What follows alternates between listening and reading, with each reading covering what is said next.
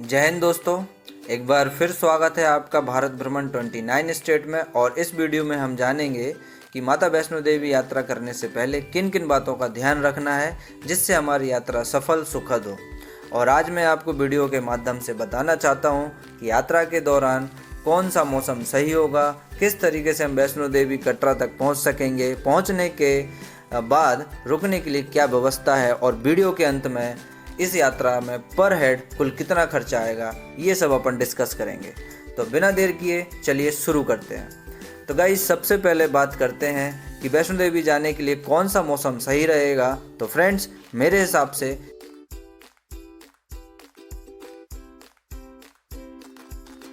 साल के 12 महीने यात्रा चलती है, तो आपको जब भी माता का बुलावा आए बस माता का नाम लेके निकल जाओ।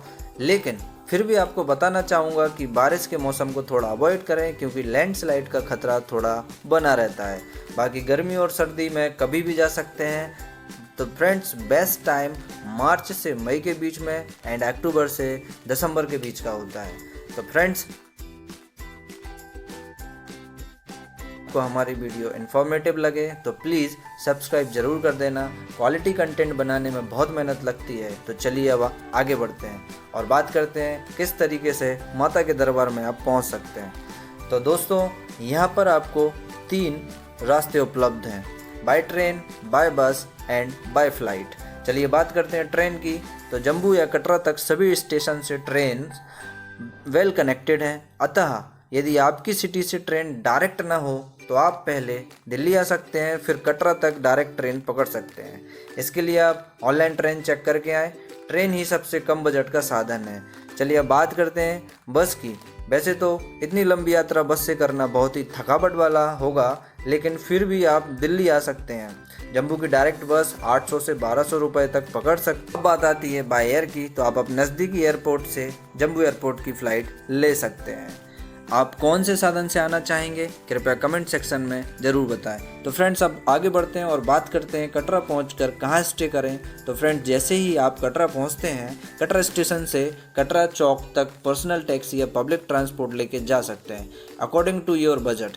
जैसे ही आप कटरा चौक पहुंचते हैं, बिना देर किए सबसे पहले अपने बजट के हिसाब से होटल चेक इन करें, जो कि आपको 400 से 1000 रुपये के अंदर बड़ी आसानी से मिल जाएगी। और एक रूम में मैक्सिमम 4 पर्सन तक स्टे की परमिशन ले सकते हैं, जो कि बजट में पड़ जाता है। तो फ्रेंड्स, अब आप फाइनली अपने रूम में पहुंच चुके हैं। अब फ्रेश होकर थोड़ा बहुत रेस्ट करें एवं समय से अपनी यात्रा प्रारंभ करें। पैदल यात्रा शुरू करने के लिए मेरे हिसाब से बेस्ट टाइम शाम 4 बजे के बाद कभी भी। बाकी यात्रा 24 घंटे होती है। आप अपने टाइम के हिसाब से यात्रा शुरू कर सकते हैं। पैदल शुरू करने के लिए आपको कटरा चौक बस स्टैंड के पास ही यात्रा पर्ची काउंटर दिखेगा। वहां जाके आपको अपना रजिस्ट्रेशन कराना है, जिसका कोई भी चार्ज नहीं है। इसके लिए हर एक मेंबर को रजिस्ट्रेशन कराना अनिवार्य है, तभी यात्रा के दौरान दर्शन हो सकेंगे। अब तो RFID कार्ड बनने लगे हैं, जो कि यात्रा समाप्ति पर रिटर्न करने होते हैं। RFID भक्तों की पहचान के लिए एवं भक्तों की संख्या काउंट करने के लिए बनाए जाते हैं। तो फ्रेंड्स, अब कुछ हल्का फुल्का खा पी के पैदल यात्रा आपकी स्टार्ट होती है, जो कि माता रानी के दिव्य दरबार से होते हुए आगे बढ़ती है।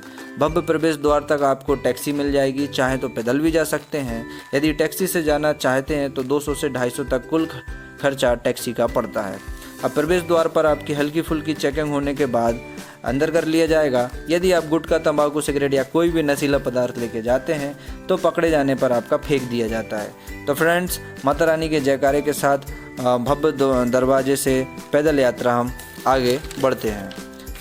थोड़ी ही आगे आपको घोड़े, खच्चर, पिट्ठू स्टैंड मिलेगा, जहां से निकलने में थोड़ी तकलीफ होती है। यदि आप चाहें तो थोड़ी बहुत बार्गेनिंग करके पिट्ठू बुक कर सकते हैं, जिसके रेट घटते बढ़ते रहते हैं।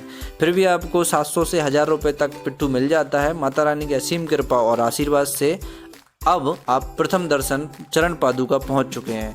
दर्शन करके थोड़ा रेस्ट ले लें। लगभग 3-4 घंटे में बड़े आराम से आप अर्धकुमारी माता जी की गुफा या मंदिर तक पहुंच जाते हैं।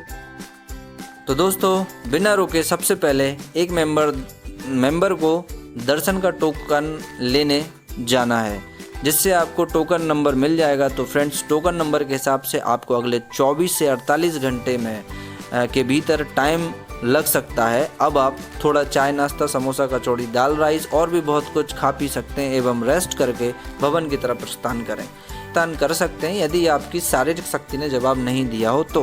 अन्यथा 100 रुपये पर हेड के हिसाब से ब्लैंकेट, कंबल लेके बढ़िया से अर्धकुमारी माता के पावन स्थल पर रात स्टे कर सकते हैं। तो दोस्तों, मैं मान के चलता हूँ कि टोकन लेने के बाद आपने भवन की तरफ प्रस्थान कर रहे हैं। अब यहाँ एक बात याद रखने वाली है कि भवन जाने के लिए 2 रास्ते हैं। एक रास्ता जो कि भैरव बाबा की तरफ जाता है, दूसरा रास्ता जो कि छोटी टनल या सुरंग से होता हुआ सीधा भवन जाता है। अतः आपको टनल वाला रास्ता लेना है जो कि सरल, सुगम और चर्चित में है। तो मेरे प्यारे भक्तों, माता रानी के जयकारे में मगन होते हुए आप लगभग 3 से 3.5 घंटे में भवन तक पहुंच जाते हैं।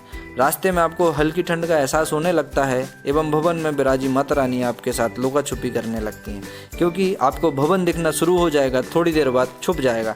आखिरकार कठिन परिश्रम और भक्ति भाव से माता के भवन के पास आकर सबसे पहले बातिंग घाट जाकर नहा धोकर कपड़े बदलकर अपनी पुरानी ड्रेस, शूज़, बेल्ट, वॉच एवं मोबाइल फ़ोन को लॉकर में जमा करा दें और दर्शनों की लाइन में पंक्तिबद्ध खड़े होकर अपनी बारी का इंतजार करें।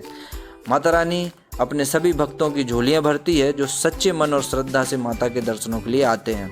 तो मेरे प्यारे माता के भक्तों, लगभग कुछ देर लाइन में लगने के बाद आपको माता के दर्शन प्राप्त होने ही वाले हैं। लेकिन इस बात का ध्यान रखें कि माता वैष्णो देवी गुफा में पिंडी रूप में विराजमान है। अतः आप मन में ही माता का नाम लेके अपनी नज़र सिर्फ और सिर्फ पिंडी पर ही रखें, क्योंकि सिर्फ 30 सेकंड का ही आपको टाइम मिलेगा और वहां से आपको बाहर निकाल दिया जाएगा। तो फ्रेंड्स, इतने लंबे सफ़र और परिश्रम के बाद आखिरकार माता के दर्शनों से मन प्रफुल्लित और आनंदमय हो गया। माता रानी आप सभी भक्तों की मनोकामना पूर्ण करें। तो फ्रेंड्स, अब थोड़ा रेस्ट करके आगे की यात्रा कंटिन्यू कर सकते हैं या फिर कंबल लेके प्रॉपर रेस्ट भी ले सकते हैं।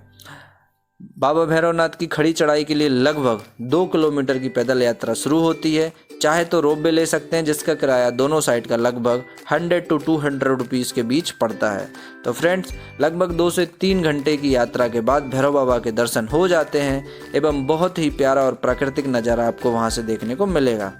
यहाँ पर रुकने की कोई व्यवस्था नहीं है, अतः आप रिटर्न यात्रा के दौरान सांझी छत पर जाके रेस्ट और खाना पीना भी खा सकते हैं। तो दोस्तों, फाइनली आप लौटकर अर्धकुमारी माता के पास आ जाते हैं। यदि आपका टोकन नंबर आ गया हो तो आप पवित्र पावन गर्भजून गुफा से होते हुए आपके दर्शन कंप्लीट हो जाते हैं। यदि आपका नंबर नहीं आया हो तो 1 दिन का और इंतजार करके दर्शन उपरांत ही अपने घर को रवाना होवें, क्योंकि इतना लंबा सफ़र और परिश्रम के बाद भी आपके यदि पूरे दर्शन ना हो पाए तो आपका मन भी थोड़ा व्याकुल रहेगा।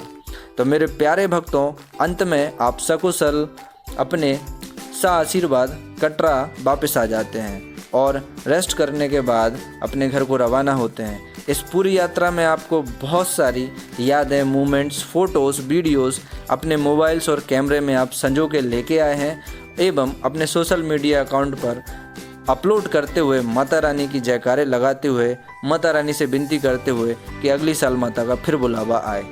आपकी इस यात्रा में पर व्यक्ति टोटल 2,500 से 3,000 रुपये का खर्च पड़ता है, जो कि बहुत ही नॉर्मल और नॉमिनल है।